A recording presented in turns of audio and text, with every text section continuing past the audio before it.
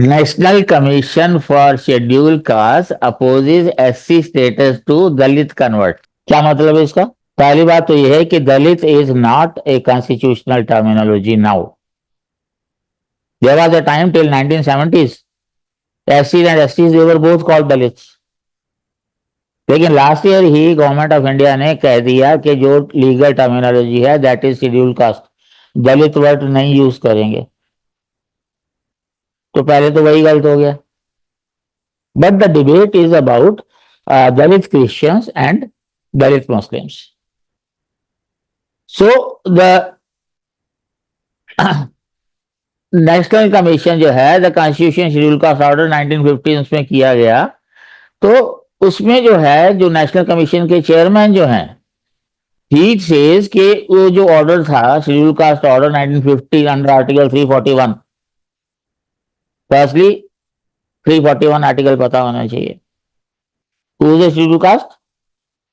The president of India as directed in article 366(24) can declare any community as such under 341(1) and such communities are known as scheduled tribes. So बाबा साहब ने जो है Hindu Sikh Buddhist, हालांकि मेरा debate है इसमें कि हिंदू सिख बुद्धिस्ट क्या अलग होते हैं क्या? सिखिज्म जो है that arose to protect Hinduism, how can it be different? Buddhism जो है does not deny caste system. खाली डिबेट ये है कि Kshatriya are superior to Brahmins. There have been many reform movements in Hinduism and you include them, include Jains also. पर जैन्स को minority का include कर लिया गया है। वो क्या बेसिस है मेरे को तो समझ नहीं आता। So the issue is should Dalit Christians and Dalit Muslims be included in the SC category और not? What is the plea?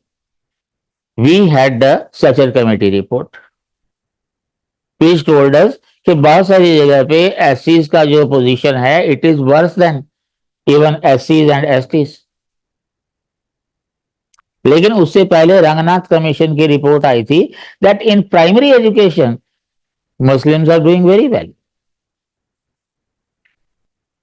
One thing that you can not deny and what historian say कि एससीज की जो कंडीशन है it is because of the other caste. Brahminism उसको कहते हैं, कोई उसको मनुवाद कह देता है, मान लिया चलो। लेकिन क्रिश्चियन और मुस्लिम्स की ऐसी हालत किस वजह से है? If they are backward and if they adopted Christianity or Islam, why they did it? Because they thought that grass is greener on the other side. But जाने के बाद पता लगता है कि हालात तो वही हैं। So what is the way out? I wrote a blog almost 13 years ago, nkvat.blogspot.com. मैंने क्लियरली कहा कि अगर क्रिश्चियन लीडर और मुस्लिम लीडर दलित्स के बारे में इतना ही परेशान है तो उनको क्यों नहीं कह देते कि भैया वापस चले जाओ, तो उनको बेनिफिट मिल जाएंगे एससी के। वो नहीं कहेंगे, वो हमारे साथ भी रहे और उनके बेनिफिट भी हमारे साथ रहे। Those who want that this reservation should be given to them, what is their argument? That their condition is as poor or worse than their condition. पहली बात तो सिर्फ मुस्लिम्स की बात करें, मुस्लिम्स इन जनरल, वो कहते हैं वी रूल फॉर 800 years। अभी 800 साल राज किया तो अब तुम्हारी हालत ऐसी क्यों है? क्या गवर्नमेंट रिस्पॉन्सिबल है? क्या इंडियन सोशल सिस्टम रिस्पॉन्सिबल है? मैंने अपनी एक वीडियो में कहा भी था कि एक रिक्शा चलाने वाला कहता है हमने 800 साल राज किया था। मैं कहता हूं भैया 800 साल पहले तुम्हारे एंसेस्टर गड्ढा चलाते होंगे, अब तुम रिक्शा चलाते हो, राज कब किया था? तो रिजर्वेशन अगर मिलना चाहिए, बाबा साहब ने क्लियरली कह दिया था कि it is for the caste only.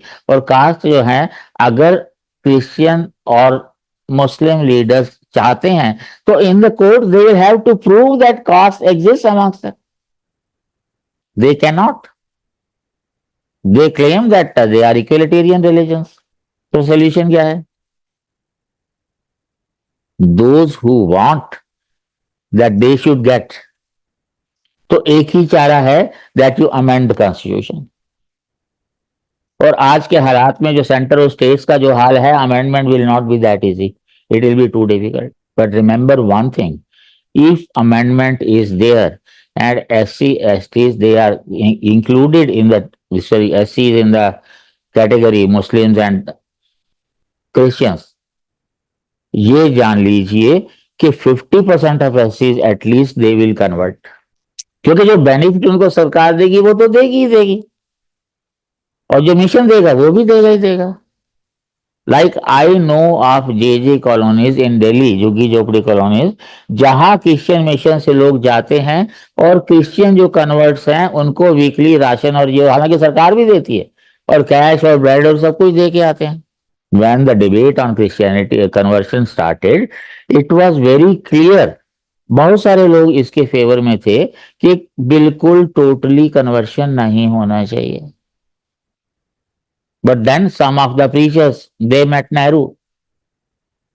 कि propagating religion is integral part of our religious duties. So if you stop us from doing so, then we are preventing us from following our religion and you call yourself as secular. तो अंबेडकर साहब ने language कुछ इस तरह की बनाई, neither by threat nor by lure. ना तो किसी धमकी के, ना किसी लालच से. पर इन दोनों के बिना तो हो ही नहीं सकता कन्वर्शन. लेकिन आप प्रूव भी नहीं कर सकते कि ये हुआ है. You just think about what is happening. Punjab में कोविड से पहले 1.5% क्रिश्चियंस होते हैं. कोविड के बाद आज उनका जो है they are about 12%. And Muslims तो दे से प्राउडली कि Muslims are the fastest growing religion. लेकिन उसके अपोनेंट कहते हैं they are the fastest breeding religion. तो सारी कन्वर्शन जब होंगी इस तरह से, तो स्वामी विवेकानंद ने क्या कहा था कि अगर एक हिंदू कन्वर्ट होता है तो एक हिंदू कन्वर्ट नहीं होता. Enemy, another enemy of Hinduism is created. अगर आपको क्रिश्चियनिटी की हिस्ट्री पता है, अगर आपको इस्लाम की हिस्ट्री पता है, बांग्लादेश में क्या हो रहा है आप देख रहे हैं, पाकिस्तान में क्या हुआ था सबको पता है, अफगानिस्तान देख लो अगर 50 60 70 साल पहले. लेबनान की कैपिटल जो है उसको जो है it was called Paris of West Asia 70 years ago. अब क्या हाल हुआ है? ये दोनों एक्सपेंशनिस्ट रिलीजन्स हैं. और पूरी हिस्ट्री देख लो, जहां 30% इस्लाम हुआ है वहां 100% होने में बिल्कुल टाइम नहीं लगा. और पीएफआई की जो है मेरी वीडियो भी देख लीजिएगा, they want India to be an Muslim country by 2047. So the issue is whether conversion should be there or not, क्योंकि उनकी हालत खराब है. हालत मतलब इकोनॉमिक स्टेटस, सोशल स्टेटस आप बदल ही नहीं सकते unless the change in mindset is there. If caste people among Hindus, unless they change their mindset, how can the status of lower caste improve? और ऐसी कोई एजुकेशन हमें नहीं दी जाती, जबकि प्राइमरी स्कूल जो है that is the most effective part in making us taking decisions. तो अगर हालत खराब है तो पहली वजह अगर इकोनॉमी है, तो मैं हमेशा कहता रहा हूं आप कास्ट बेस्ड रिजर्वेशन क्यों कह रहे हैं, because your constitution advocates casteless society. उसके बारे में कोई नहीं सोच रहा. कास्ट के अंदर कास्ट, कास्ट के अंदर कास्ट. मेरी जो किताब है truth about cast, front page में ही मैंने कहा है, कवि की बात बात में बात, लहसुन की पात पात में पात, गधे की लात लात में लात, हिंदू की जात जात में जात. कास्ट के अंदर कास्ट, फिर सब कास्ट, फिर सब कास्ट. कितने डिविजन्स करोगे भाई? वो सारी हिस्ट्री में बता चुका हूं कि how the caste originated during British period, और ये कहते हैं 5000 साल से जो है वो चला आ रहा है. So the basic issue is economy. और इकोनॉमिक क्राइटेरिया हिंदुस्तान में लागू नहीं हो सकता क्योंकि हम बहुत जुगाड़ू हैं। आप कहीं से भी बीपीएल का सर्टिफिकेट ले आइए, अभी भी लोग जो इकोनॉमिकली बैकवर्ड होता है उसमें कई लोग घुस जाते हैं। Say I have been telling 100 times, solution क्या है?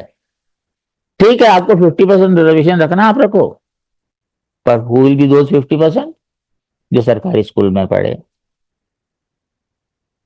अभी हाल ही में एक रिपोर्ट आई है कि जितने भी नए स्कूल खुल रहे हैं 70% से ज्यादा पब्लिक स्कूल हैं। अब एक चपरासी दिल्ली में अगर उसकी सैलरी जो है मिनिमम 18,000 होती है सेंट्रल गवर्नमेंट में, अब बढ़ गई है शायद, वो भी अपने बच्चे को पब्लिक स्कूल में पढ़ाएगा। अब बहुत सारे लोग तो लोन लेके भी पढ़ाते हैं। सरकारी स्कूल में कौन पढ़ता है? Those who can not afford. तो they are the really deserving people. तो अगर आपको रिजर्वेशन देना है, that will be the original idea, to give reservation to all those who cannot afford in true sense। उससे क्या होगा? उनको तो रिजर्वेशन मिलेगी, गवर्नमेंट स्कूल की क्वालिटी सुधर जाएगी। Government will think about. हालांकि बहुतों का तो कहना है कि आईएएस आईपीएस वगैरह के बच्चे सरकारी स्कूल में पढ़ने चाहिए, वो अलग बात है, लेकिन इन जनरल रिजर्वेशन उन्हीं लोगों को मिलना चाहिए। उसके लिए सरकारी स्कूल बढ़ाने भी पड़ेंगे सरकार को।